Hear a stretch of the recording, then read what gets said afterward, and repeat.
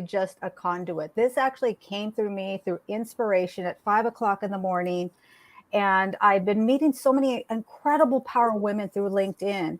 And you know what? The spirit just told me you need to have a power women panel. I'm like, what? I don't really know about these audios. I'm just figuring this out. And he said, you know what? Make a list. I had a list of about 12 women.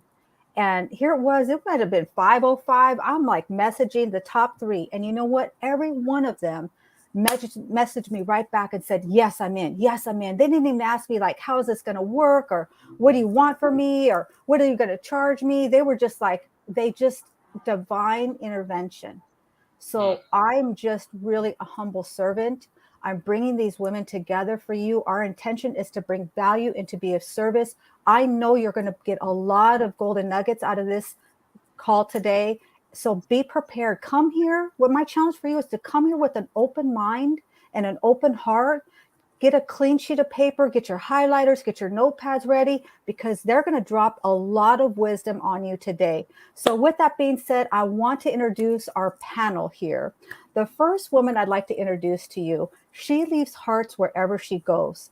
I mean, when I met her, I just fell in love with her. She has the same first name as my mom, so that was part of it. But at the same time, she just has so much love.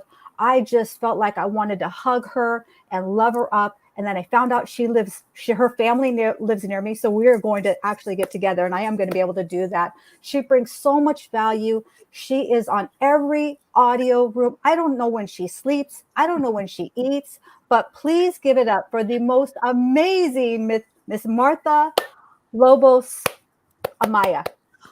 Woohoo! Thank you, Leah, for that beautiful introduction. I'm like, what should I say? So I love people. I love people, Leah. And each of you who are here today, Cassandra, Denise, Lance, anyone in the audience, I just want to say that where I am today is not where I was 7 months ago. And I want to thank each of my teachers here on LinkedIn for giving me that voice to stand up. I have been able to advocate for many individuals in these last 7 months. I'm following my heart, my passion, and that is giving back to the community.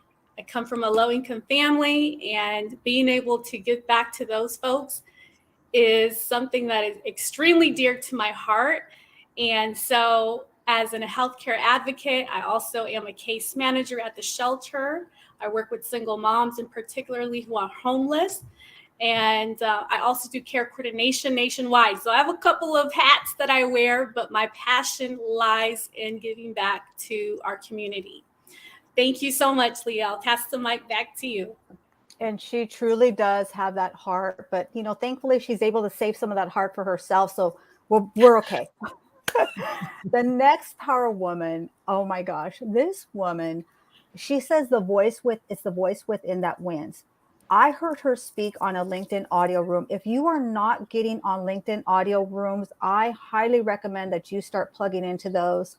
But I was, there, and it was a great room, and I'm taking notes, and it was like she said exactly what I was thinking. And I thought, how is she like reading my mind? Like, what's happening? So she is definitely my sister from another mister. She has so much wisdom, so much knowledge. And I know what she's going to say today is going to be transformational. Hear me, transformational for you on this call today. So please give it up for the incredible Miss Cassandra Terry. Thank you so much, Leah. Thank you. And you are absolutely right. Sometimes you just meet with people and you have a soul connection. And I really believe that's what happened actually with each one of you. Martha and I have had lots of conversations through rooms, and we've had a chance to speak that way. Denise and I speak all the time, multiple times a day. And Leah, you are the topic of some of those conversations because you moved me. You moved me with your energy and with your authenticity. And so when you pulled together Power Women, that you listened to that voice, that small, still voice, and that gave you direction. And then you follow in that direction, something beautiful is going to happen. So I'm Cassandra Terry. I'm a life coach. I focus on mindset. And Leah is absolutely right. You're going to hear me say the voice within wins every time you come into a room that I'm a part of. And what I mean by that is I believe with everything in me that what you believe to be true about yourself will impact your life more than any external circumstance ever will. The beautiful work that Martha does, providing for people who are in dire situations and don't know how to provide for themselves, will be enhanced if we're working on their internal as well as their external situations. What we believe that we deserve, what we believe that we're capable of, will dictate how we move through the world and the expectations that we have for ourselves. So that's the message I'm trying to share with as many people as possible. You are powerful. You are worthy. You are not subjected to your thoughts and to your circumstances. Because once you decide to do the work, which I believe is the work of your lifetime, when you do the work to conquer the voice within and to make sure that you're setting yourself up to advocate for you instead of to be in your own way, everything else will align. So start with that inner work and the external will take care of itself.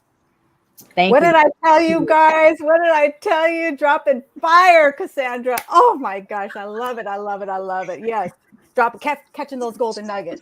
The third woman, I got to tell you, I'm just getting to know her, but she reminded me of a story, and I'm going to tell that story because this is the reason why we're here today.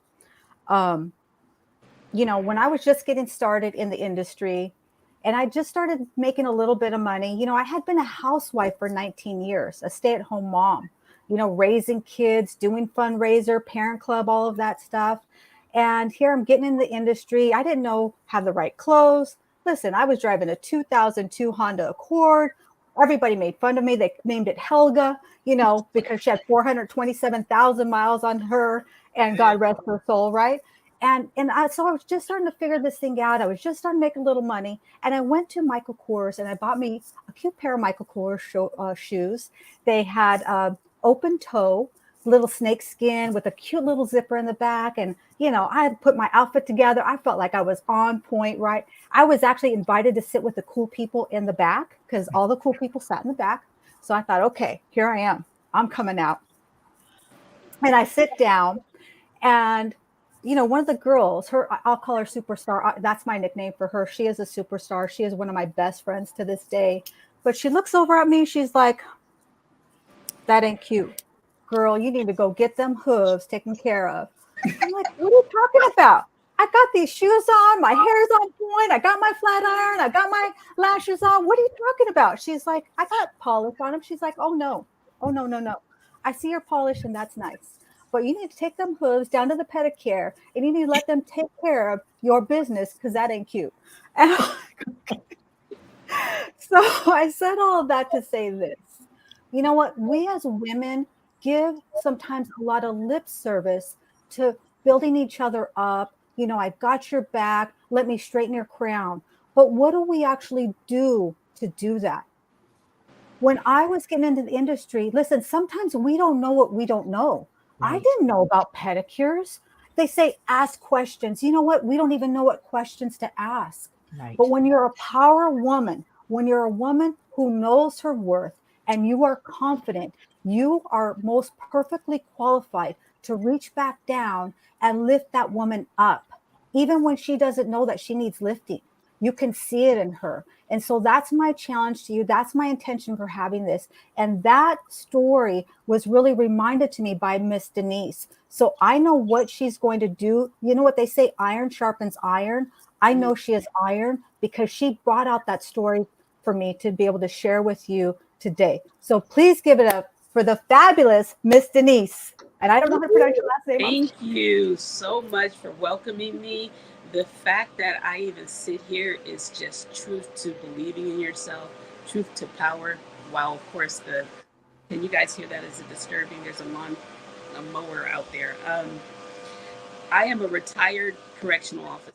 And before I retired as a correctional officer, I was a supervisor inside the jail, right? And being in an environment like that, you don't even realize how rough around the edges you are. And when I left and I started trying to pursue my writing, I am always the relentless writer first, right? And people say, yeah, but now you're running a business and you're producing events. I can't believe the timing on this guy. You're producing events and you're doing all these things. And I'm like, but writing truly, literally saved my life, because I wrote through every experience. I wrote about everything. And then I met other women who had gone through some struggles like I did. And I'm here starting a business that went from a domestic small business to now an international business. And I see women struggling like I did. And if anybody ever told me that I wouldn't be the mom at home, I used to be so ashamed of my story, that I wouldn't be the mom at home who was struggling to keep the lights on, and sometimes the lights didn't stay on, I would not have believed it. So now I sit in this place and I teach other women how to make money, how to travel, how to do what they want to do, you know. And it's so important. And a lot of my workshops, they're free, because I remember being the woman who couldn't afford to pay. I could not afford the $37, let alone the $97 that they charge, you know, and I would be so ashamed of that. So I remember from people like Cassandra and you, Leah, and you, Martha, I remember the voice and the tone that I tell myself, that I talk to myself in, is so important, because shame and being ashamed is a wasted emotion. It's a wasted feeling. I have to remind myself of that, sometimes daily. So I'm going to constantly remind women who are struggling that I was there.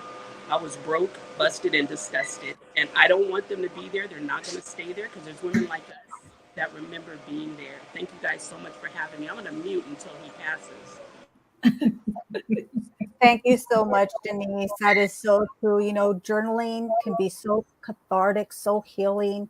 I use journaling all the time. And our moderator today, oh my gosh, this guy, you know, when I found out he loves KFC just like I do, and it's not just any KFC, let me qualify this. It is the Seaside, California KFC. I don't know what it is. I don't know what they do out there, but that KFC is amazing. So he is just like my brother from another mother. He just brings out the best in everyone that he comes around. He's actually in the contracting space, but he has another career doing interviews. He could be a professional late night host. And so I think that this is his up and coming debut right here. So please give it up for Mr. Lance. Do your best. Yes. Yes. Thanks, Leah. You know, the thing is, Leah's doing such a good job. I don't even know why I'm here right now. I'm just here to smile. No. You know, I'm honored to be a part of this panel, even as a moderator. I do want to kind of let the audience chime in as well. So they've been really lighting up the comments. I want to share that with you guys. And this is your tribe, so shout him out. Let's see. We have Diana. I'd love to connect with people. Connect that. Hi, Camille. We see you. Yeah, Camille's lighting it up over here. So also for the audience, I do want you guys to know I'm not looking at my phone to play on my phone. I am checking your LinkedIn comments through my phone. It doesn't go directly to StreamYard. Thank you, Lance. Yeah, no problem. We have LinkedIn user. Martha is killing it on LinkedIn. That is the truth. Woohoo! Congrats. Thank you, Camille. And here's another big one right here from Camille. Oh, thank you, Nice. Camille. That's Bringing it. awesome. Yes. Yeah, so audience, you know, feel free to throw those questions out there. We do have some things that we're going to cover, but you are taking your time. You're as much of a part of this as the ladies up on stage. Absolutely. So if you guys are ready, let's jump right into it. Let's do it. All right. Go. All right, we're going to start with Martha on this one. What role has mentorship played in your success, and how can you pay it forward? My teachers are right here. I'm looking at all of them, and in the audience, Camille, adore you. There's so many folks that I could shout out. There's so many. I don't want to miss anyone, but who's here, who I could see. Each of you have mentored me through coffee chats, through audio events, and you have encouraged me to keep pushing through. And because of the encouragement, I'm making changes in this world and people's lives in positive ways. I come to these audio events, I get energy from each of you, and guess what I do with that energy? I go back and I give it back to other people. And that's the power of positivity, humanitarian, compassion, empathy, kindness. So I hope that answered the question. It went away. I don't see it now. No. So Martha, I do have a question for you. I know that you've gotten really active in the last, you said 7 or 8 months. How did you initially reach out to people, or how did you engage with them? And it's not so much of an established mentorship role, but a transfer of information and love back and forth. Yeah, so I'll just use an example here on LinkedIn. I've had many of my friends tag me in posts of folks that need help with resources. And so they'll tag me in a post and I'll just respond and provide the resources that they need. And if they need any other assistance, they'll DM me and let me know it worked, it didn't work. Okay, if it didn't work, let me see what else I can find. Awesome. And Denise, what about yourself? What role has mentorship played in your career, your life, and how do you pay it forward? So I have been really mentored by a lot of women who were not where they wanted to be in life. Some of them were family, some of them were like grandparent status, like the older women in my life. And then some of them were career women. And for only God knows what reason, at the time in my life when I felt most broken, those women spoke into my spirit and they told me I was already successful. They saw something in me that I didn't see and they knew it. I had to believe it for myself. And I remember a lot of those voices, you'll hear me sounding like an old Southern girl, because I remember when one of my aunts, who's like in her 70s now, she said, "You ain't gonna always be broke." And I was like, what are you talking about? I was so frustrated for her to even say that to me. And I dislike that word to this day. So I never say it about myself, but people keep using it. So when someone that you consider a powerhouse, that you consider successful, looks at you and says, "You're not going to always be there. You're not going to always be at this low point, at this broke point in your life. So you better get prepared for when you're out of it. Get your mind right for when you're out of it. Because if you're still in a broken mindset, no matter how much money or success you have, you will still see yourself as broken." So to have what I consider powerhouses, whether they be family or friends, to tell me that I too am walking in their path, even though I'm not there yet, really poured into my just driving myself towards that. If they can see that in myself, can I see that in myself? Wow. Well, how did you take that information and really start to bring it into reality? I mean, it's good to hear that from people, right? It's encouraging. But when you're at that point in life, it's hard. It's hard to pull yourself up and say, Right. yes, I believe this for myself. They're speaking it into existence. I'm kind of resisting. How did you shift your mindset? What was the tipping point for you? It was not even mindset, to be honest, Lance. It was straight up like, you better get to work. I have a saying, I always say, you better embrace the grind, because nothing is easy. Nothing worthwhile is easy. If it means, at one point I was working for myself. I was being my relentless self, and a couple contracts fell through. When you're writing for yourself, if you don't get up and write, if you don't meet the deadlines, people might let you go. And I got sick and I was so depressed that I had to go back to work.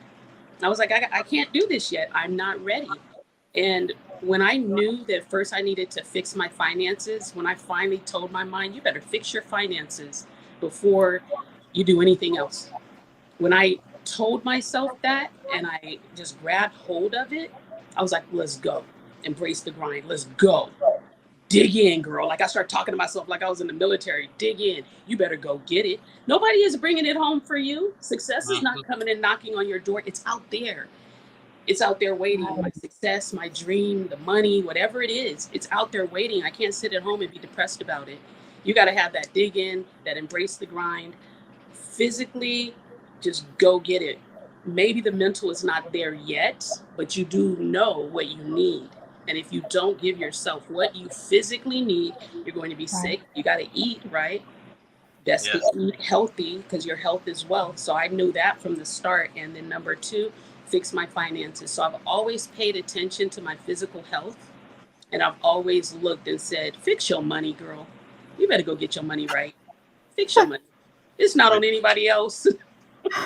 Yeah. All right. We have a great comment while you're speaking. I did want to get that up there before we lose track of this. But yes, that's awesome.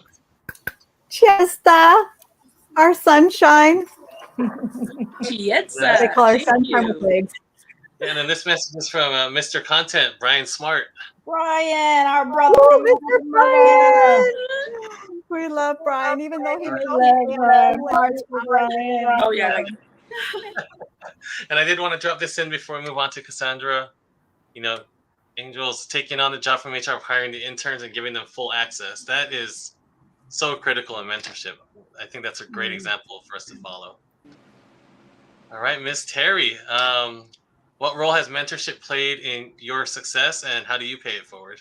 Well, Angel was right on time with her comment. So I have a senior management role in corporate America in an IT company.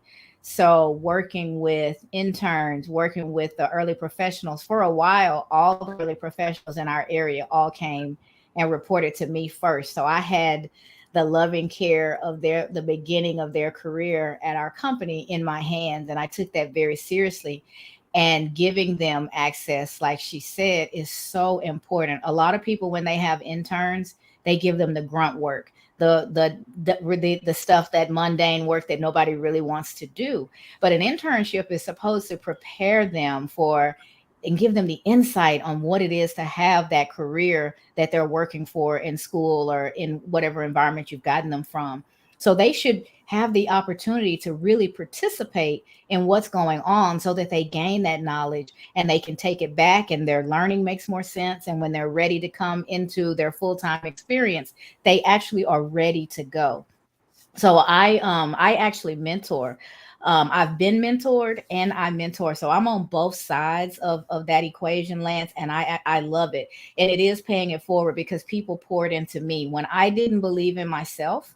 I'm one of those people who it didn't matter how much success I had. It didn't matter what things looked like on the outside. On the inside, I just didn't connect to it. I felt like it was only a matter of time before people figured out I didn't know as much as they thought I did. I wasn't as smart as they thought I was, and so I had that negative self-messaging playing on autopilot all the time, which is exactly why the Voice Within Wins is so important to me. I've taken my experience and created that into a program that can help other people. And so that consistent giving back, people believed in me, they promoted me, and I'm like, why? It just didn't make sense. Why are they inviting me? A panel like this a few years ago would have been a very difficult yes, because I wouldn't have seen myself in that category of powerhouse. I could see it for everybody else, but I had a difficult time seeing it for myself. And it was the mentors and the sponsors and the people who poured into me and believed in me that helped me continue to move forward while my inside eventually started to catch up with what was going on in reality. And now not only am I a mentor and a coach, but I actually train people to do that work within our company so that we've got a consistent group of folks who are prepared to take people on and walk with them in those early journeys and help them to have a good experience and something that they can, it's a starting point. And a bad internship can really put a bad taste in young employees' mouths. And young employee doesn't necessarily mean age. It means, new in that space. If they don't have a good experience, you could discourage them and set them so far backwards. So I take a lot of pride in interning and mentoring and working with people and giving them the opportunity to see how great they are in the space that they're in. Because if you pour that positivity into them, that's exactly what's going to come out. And I think what you do by working with them from an early stage is you really start to cut into that fake it till you make it mentality. You create an environment where it's okay to learn. It's okay to be vulnerable. It's okay to ask questions. Because it's a safe place to make a mistake. Right? Exactly. And having a good relationship with failure. All failure really is that the results that you were expecting didn't show up. It doesn't have any bearing on you as a person and your abilities. the results are different than what you expected. And if you create an environment where that's okay, especially when people are early in their career, they can talk about it, we can share, we can make adjustments and then integrate those adjustments, and everybody learns and is better for it. But most of the times we make mistakes such a bad thing, and so people hide them and push them down, and a few weeks later somebody falls into the same manhole because no one would tell them that it was there, because they were afraid to say they fell into it in the first place. So creating an environment where it's okay to make mistakes, and helping people maneuver those mistakes and sharing the learning, is where we all really grow. And that's a place where we have to continue to shift our mindset and make sure that we're not telling people to hide your mistakes, because we all lose, and we end up repeating that same cycle over and over again when we don't create the right environment. Right, and that's the Wow. truth about your thing. The voice within wins, and you have to be careful about that voice. It wins either Yeah, way, right? exactly. Whatever you believe to be true about yourself, you're right. Right. Mm. Until you change it.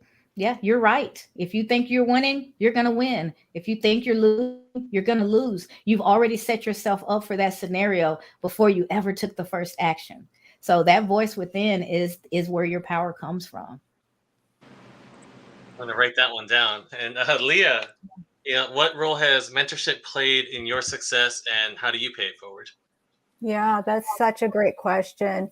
So, I grew up on the east side of San Jose on food stamps and welfare, kind of the wrong side of the tracks, but I always saw other people that had pretty houses with shiny cars and green grass. And I always wanted that. I didn't know how to get it. I was a little girl, just like wearing hand-me-down clothes and getting beat up at school and all this stuff. And I saw this commercial. And the announcer said, if you spray Windex on your windows, your whole world will sparkle. And I begged my mom for Windex because in my mind, that was like my way of having some kind of control over my life when I was 5 or 6 years old. When I was in second grade, I had a teacher, Mrs. Hammonds. And I think she was the first person that ever really Okay. poured greatness into me, ever really poured belief into me. And I didn't know until that point that I was smart or even had any worth or any value. And it Okay. was just from that point that I've been so, Trying to so get the blessed tech stuff to have, handled. maybe Denise could put her on mute. Hey, Lance, I think you should have the ability to mute us Yep, since she's there we go. we're all set. Okay. So I've just since then, I've had so many people pour belief into me, believe in me, like many have said when I didn't believe in myself, superstar, one of my best friends, it's just having that ability to be receptive to those words of wisdom, those guidance, because sometimes, and I think Brian always talks about, being tapped on the shoulder. Sometimes we get tapped on the shoulder and we're not ready to receive. So I've always been like a student, always wanting to learn. And I've had so many people, pour into me.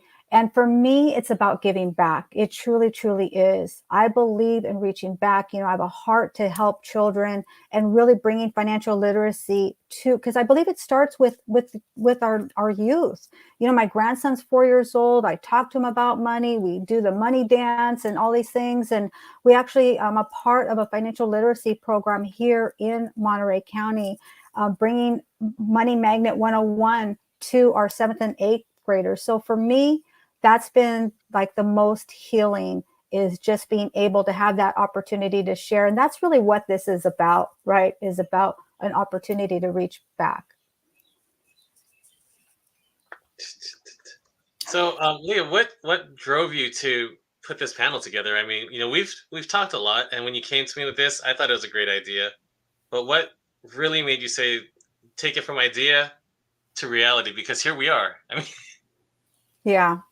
And hasn't this been, drop some hearts, give some shout outs. Hasn't this been so incredible thus far? You know what happened, Lance, is I was on an interview, and there was actually only one person on this interview. Okay, it was me. It was actually two people, the interviewer, and we had one person in the guest, which was Miss Chesda Sunshine with Legs. But in any case, so here I was. It was like 5 o'clock in the morning. I'm deciding, do I go work out or go back to sleep? What am I going to do? And I kind of was meditating, and I just had this inspiration you need to do an audio room. And I thought, well, financial services, it's difficult to really translate that information over an audio. And it's like, no. He said, you know what? Power Woman Panel. That was it right then. And I thought, wow, I've met so many incredible women over this past few months. I made a list. I had a list of about 12 women. And here it was. It might have been 5:07 a.m. And I just messaged the first three people on that list, the top three that came to mind. And every single one of them, they didn't ask, what is this about? Are you going to charge me? What do you mean? Some of them I hadn't even really met. What are you talking about? They were like, yes, I'm in. Yes, I'm in. Yes, I'm in. And I went, wow. This is not me. I'm a conduit. I'm just being an obedient servant. And then I messaged Mr. Lance. I thought, okay, who's going to moderate this? And of course he came to mind, and I messaged him. Suddenly we had a poster, he's doing all these things. I'm like, oh my gosh, this is really happening. So I got to tell you, I don't know if any of you have ever experienced this, but I am pinching myself right now. This is a dream come true. Since I put up that poster and we've been inviting people, I've had so many people reach out to me. Gosh, this is amazing. Wow, this is incredible. I love that poster. I love that you're lifting each other up. And, I don't really know where it goes from here, but I'm just, and he said something in an audio room this morning. He said, you know what? I'm just creating a space. All of you on this panel, all of you in the audience, all of you who are tuning in, you're the stars. You're the stars of the show.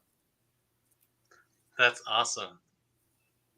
We have Bruce. You guys don't know Bruce, you should connect with me. Is the man. We talk every Tuesday at 7 a.m. We get caught up, and we'll probably never do any business together, but we vibe, right? It's kind of the same way we all connected in that manner. And then we also have a really cool comment from John Farner, who's another one of my guys. Women with drive, work ethic. These ladies have the Michael Jordan, Kobe Bryant it factor.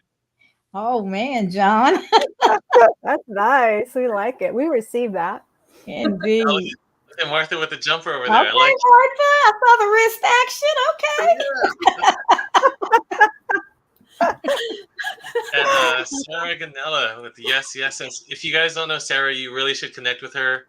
She and Kate have this, I think it's called Bring Out Your Badass Self. Ooh. And it's really speaking that power and really getting you to think. So thanks for stopping through, Sarah. I love that. All right, let's just a little bit of housekeeping. Denise did have a prior engagement at 10. When she's back on camera, she's fully engaged, so we'll be missing her for a second, but she'll be back. And another shout out to Deb Curtis, who was on one of the original panelists. She's working through some things, and she's actually posting on it. So Deb Curtis, I encourage you all to go and check her out, connect and follow, because she is a power contributor to this community. Absolutely. All right, let's circle back with Martha on the next question. Who is somebody in your network that you reach out to when you're feeling overwhelmed?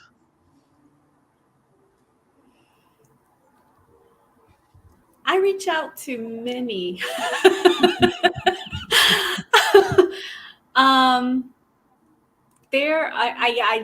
don't want to put anyone in the spot, but there's so many folks that I speak with behind the scenes. Some of them have my phone number. We communicate through messaging, through phone calls, through audio rooms. We'll have an audio room, just 3 of us in the room sometimes. But there's multiple tribes, and I'm not going to pinpoint one, because each of the tribes that I'm involved in bring value into my soul. So, yeah. All right. I can get with that. That makes sense. Let me rephrase the question. How did you build these tribes? Being honest, being authentic, being vulnerable, which I didn't do in corporate. I was putting a mask, and I put that mask away here. And because since I've done that, Wow. I feel my shoulders are down. I feel more relaxed. This feels like I'm at the cafe having coffee with you all at the table. I'm not with strangers. I consider everyone that I connect with, they become family. I really care, and I'll check in, and they'll check in on me, and I'm like, wow, I feel so special and loved because someone cares and they're reaching out to me, and vice versa. You do the same.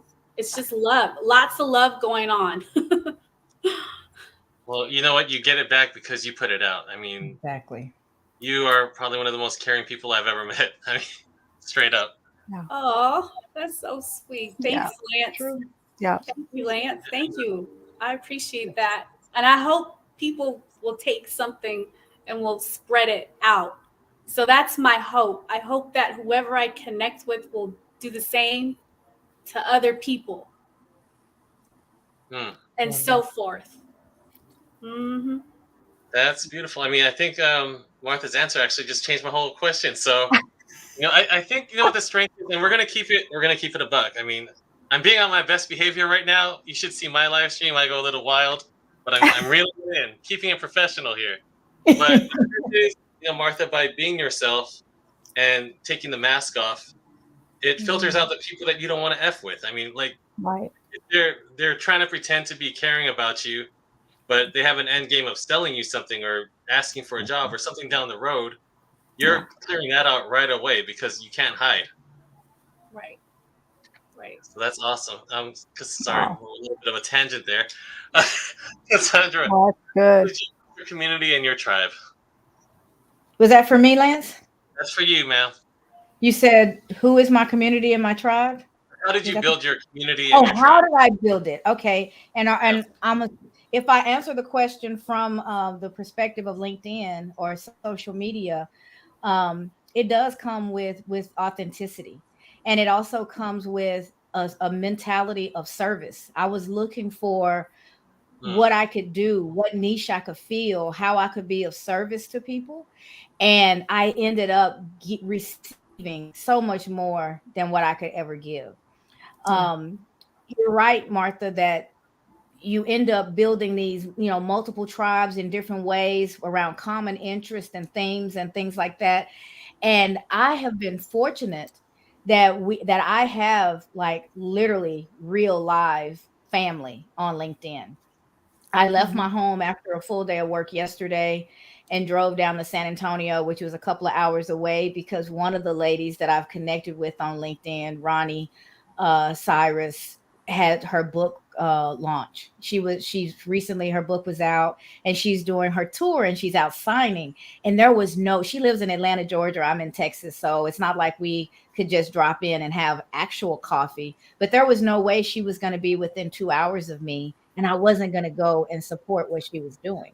So we had the best time meeting each other for the first time in the physical form and not over glass. And it was just great to be able to spend a little bit of time with one of my LinkedIn family members for real. And that was just last night.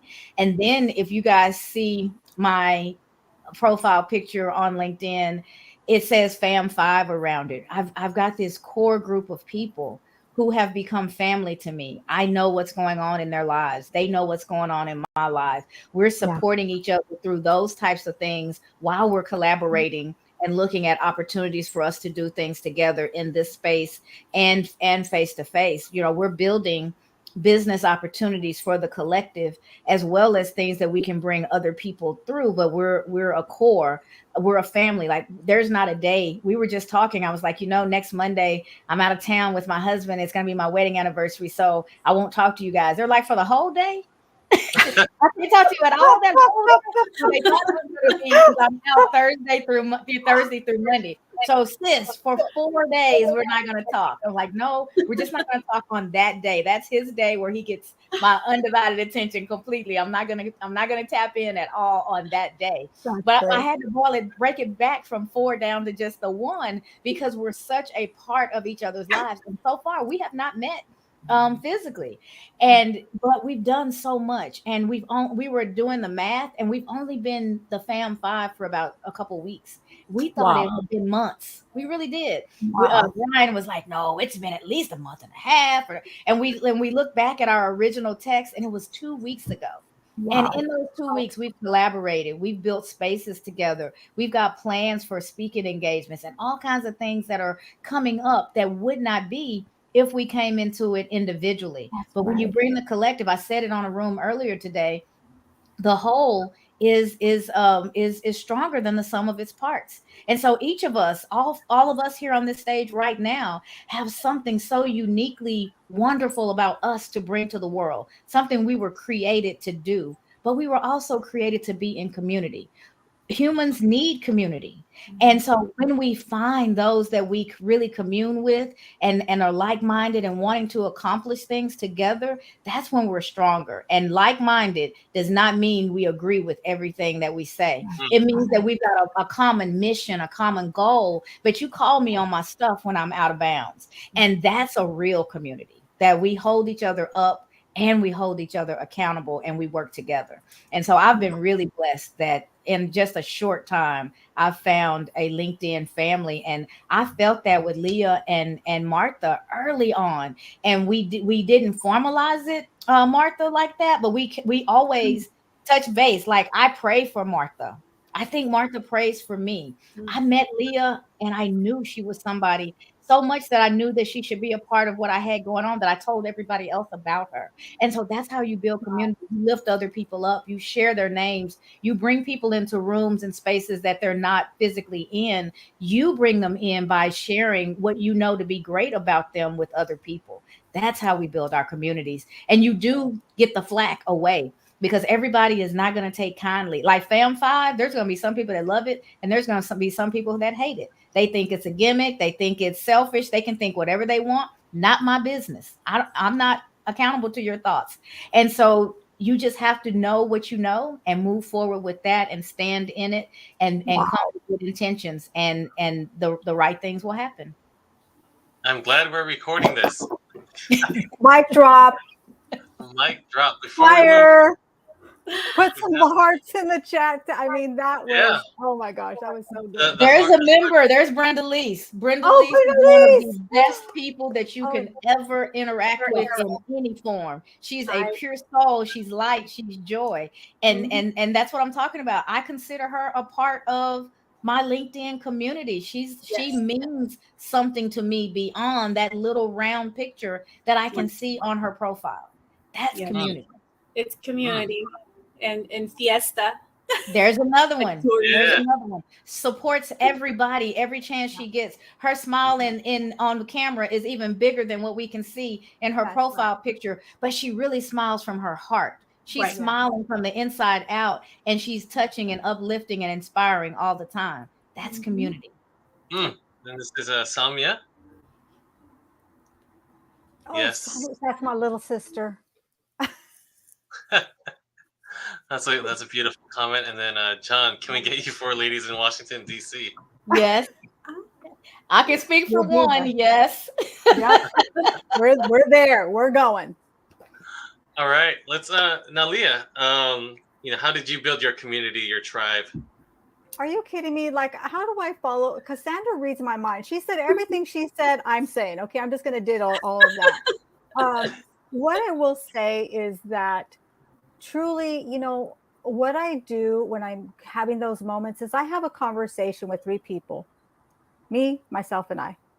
And I do martial arts, so I will take myself, to the beach or somewhere and just work out and, just like process things so that I can formulate who I need. Because I know a lot of people and I have a lot of amazing people in my life. So who is the person that I need to give me that guidance and direction, and then reach out to them. And they always, drop Cassandra type words of wisdom on me.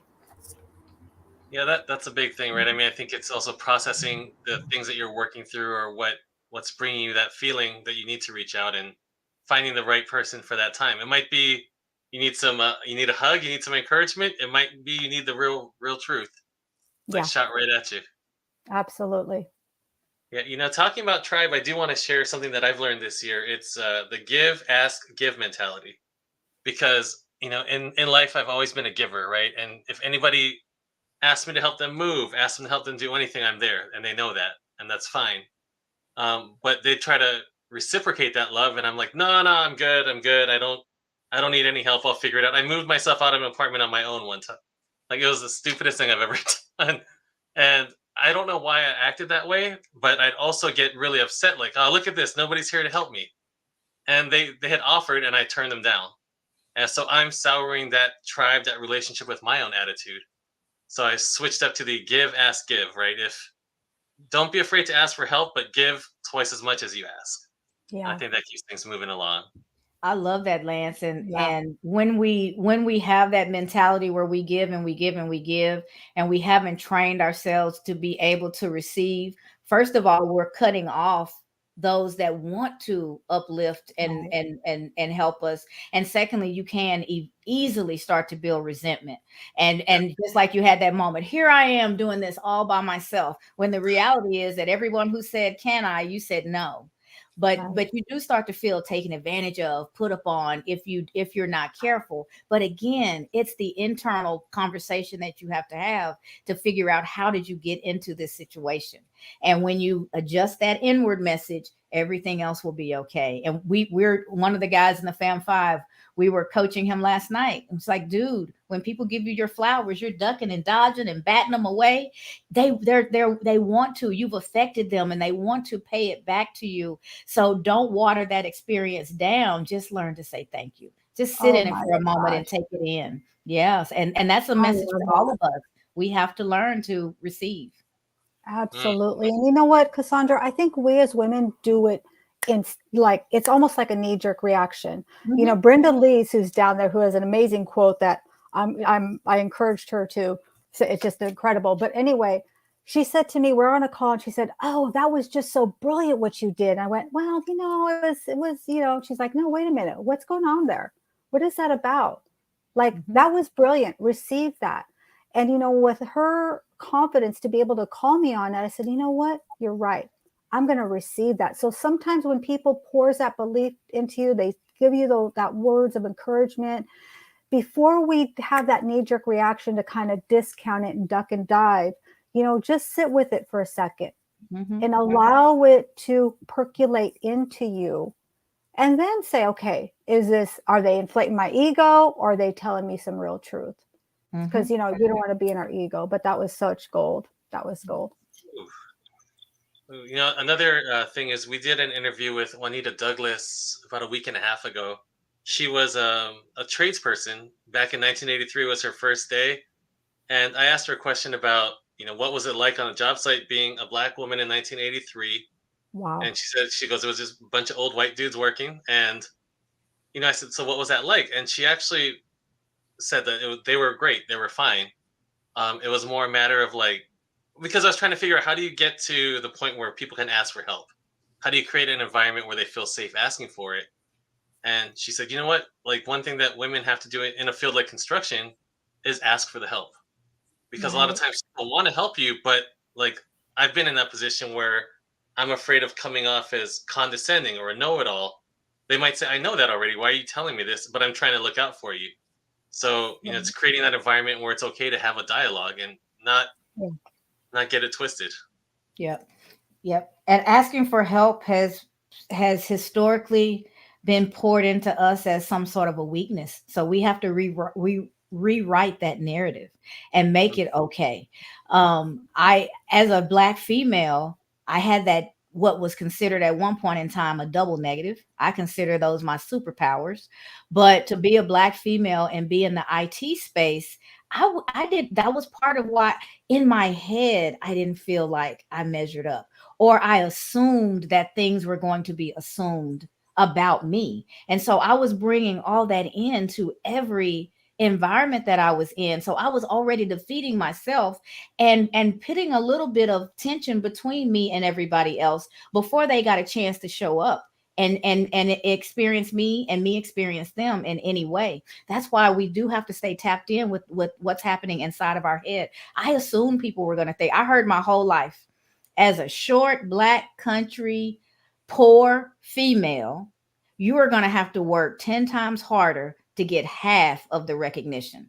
That was not my experience, but that's what was put into me. I had to work harder. What I actually experienced was the opposite. I experienced people who looked at me and expected less. Their expectations of a young black female was low. So I could do something that my white student counterparts did, and the bells would ring and the parade would come, and everybody thought it was the greatest thing since sliced bread. And so I learned the opposite, that the expectations of me were so low that I could do just a little bit and people would be impressed, where my white counterpart would do the same thing and it wouldn't be a big deal. It was expected, like people saying, "Oh, you are so articulate. You speak so well." Well, why wouldn't I? But they're looking at and they're seeing a person of color and they're assuming that I should speak a certain way. So their expectations are low. So all of a sudden, I'm a great orator and I'm just speaking plain English. And that wasn't even the best English right there. But the expectations were low. And I learned that. And I saw that as a disadvantage. And I was angry. I had a chip on my shoulder. So I was going to tell you, I was going to make sure you knew I was smart. I was going to make sure you knew I understood. And because I had that attitude, I couldn't show weakness. I couldn't ask questions. It didn't feel like a safe place because I felt like you didn't think much of me as a person in the first place. And so it's a difficult balancing act. And I also felt like, because most of the time I was the only person of color or the only female, that I was carrying the banter for everybody that was going to come after me. If I messed up, then the next female or the next person of color might not even get the opportunity because I wouldn't be messing up just for me. So it was a huge burden. So what you brought up is that's a slippery one to maneuver. But at the end of the day, when you know what you know and you can stand in your greatness of who you are, all that exterior stuff doesn't matter. It doesn't matter nearly as much. Get your insides together and the outside will take care of itself. That's right. That is so, so good. You know, that reminds me, Cassandra, it's like one of my favorite quotes is, "You cannot measure the heart of a champion just by looking at him." You know, society looks at us and they put us in a box, right, Brenda Lee's? Right? They want to put us in a box. But we got to understand that it is our job to break out of the box, stand on top of the box, and shout and scream our message from the top of the box. That is not my quote. That's Brenda Lee's. Okay. But it's so, so true. You know, that's what you did, Cassandra. You stepped into your greatness, into your power, and you just kept doing you. You know, when you do you, listen, the right people, you're going to turn them off. And that's okay. Because if you're not turning people off, you're not turning anyone on. Exactly. And when you can turn people on, the right people, they just that's what this is. They're on the same energy, the same vibration, right? They're all on the same sheet of music, singing the same song. Exactly. And it just comes together and it's effortless. It was effortless to put this together because it was just we're all saying the same thing, maybe a little bit different background, maybe a little bit of different history, but we're all on that same sheet of music. And that's why this is having the impact that it is. Exactly. And that different background and everything is what makes it so powerful. Each person bringing their own little slice of their greatness into the whole, what makes the whole so much better. That diversity of thought, even though we're moving in the same direction, we've got different ideas on how we can get there. And that's what makes it valuable. Go ahead, Martha. And we're lifting each other up along the way because of our backgrounds, because we've been in those positions. We're able to share our stories and uplift other folks. So it is such a beautiful, like, just saying it, it's like a song. It's like a song. It's magical. It's quite magical. I agree. And circling back, so I did get, after I talked to Juanita, I did go back and ask a few of my peers in the construction industry, some high-powered female executives, and I said, hey, what's a good way for somebody who wants to be an advocate, who wants to be an ally, for women, minorities, even the new people in business? I mean, the way that the younger generation is treated in that field, they're almost like a minority in a sense because people have these presumptions about them. And, they said lead with intention, right? If you offer friendship or an ear to them, and you're actually, before you come with any advice or any insider tips, because they said they know that your motives are good. They know that you're here to help them rather than set them up or make them feel less than. So that's a big thing I wanted to share with everybody as well. Thank you. That's great. Yeah, that's so great. Oh, look at that. It's 10:25, everybody. We got 5 minutes left. Wow. I know, right? I'll leave you guys with closing thoughts. Why don't we start with Cassandra? Sure. I will circle us back to the voice within wins. That's where your real power lives. Now, me personally, I'm a faith based woman. So I have my vertical relationship as well. And that helps me with my inner relationship. But I'm going to say every time I talk to you, the voice within wins. Take the time to get to know you. Get to know what you believe to be true about yourself, and any place where that message is negative, stop right there. Spend some time and reframe that messaging so that you can get out of your way and have the opportunity to live the life that you really want to live. It starts here. Mhm. All right. Beautiful, Cassandra. Martha, final thoughts. Yes, final thoughts for me is for anyone is stay in your truth. We all have different journeys. Don't compare your journey to someone else. Stay true to yourself. And I want to say something that Brenda Lee's taught me. Anytime you think a negative thought, send it back with love and kindness. Ooh. I love that. Sharing that, passing that along, credit Brenda Lee's. Thank you. Awesome. And Leah, the mastermind behind this whole channel. Oh, thank you so much. This has truly been an honor and a privilege and a pleasure, boy. You know, these are power women, but they're confident, but they're also women who know their worth, because there's a difference between being confident and knowing that you're worthy. And the reason we're able to come together and highlight each other is because we know our worth. And we're not looking at this as, oh gosh, I don't want her to say something because it will outshine me. We're not here about putting the light on ourselves. It's about us coming together and illuminating this entire space, illuminating this entire room. So one thing I want to leave you with is that, you know, whoever you are, whether you're a woman, man, whoever you are the most perfectly qualified to help the person that you used to be. God is not called the qualified. He qualifies the called. So you may think that you don't have a story. Listen, I thought I didn't have a story. I was ashamed of my story. I don't want to know people. I used to park my car down the street so my clients didn't see my car. Okay. I had one outfit, but I saw different people every day. So it was okay.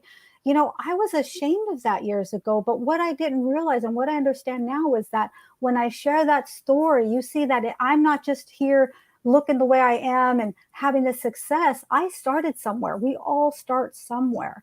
And so when you can embrace that, that's really when that power will shine on you. And you know what? I say a rising tide raises all boats, but only if your boat is in the water. And everyone here has had their boat in the water. They brought the energy, they brought the enthusiasm, they dropped golden nuggets on you. And I'm just honored to be able to have this opportunity to open this space and create this space for this amazing Power Women Mastermind panel. Thank you, Leah. Thank you, Leah. Leah, that's beautiful. Yeah. You know, it's I had high expectations, and it far exceeded this. So kudos to all of you for your time. I appreciate, you know, the four of you taking the time. You know, again, shout out Deb Curtis. You know, hope your recovery is going well. We are thinking of you, Deb. Yes, sending Deb. love and light. We are sending love and light. Yes, and thank you to our audience. I mean, you know, wasn't able to get every comment on there. You guys go take a look at the post after you're gonna love what you see. There's a lot of great quotes and support from them, and you guys are as much a part of this as the people on stage. So thank you. Have a blessed weekend, and we'll see you next time. You're a master, Lance. Thank you, everyone. Cassandra, Denise, so much. adore you all. Thank you so much, and I will see you all Martha. soon. Bye.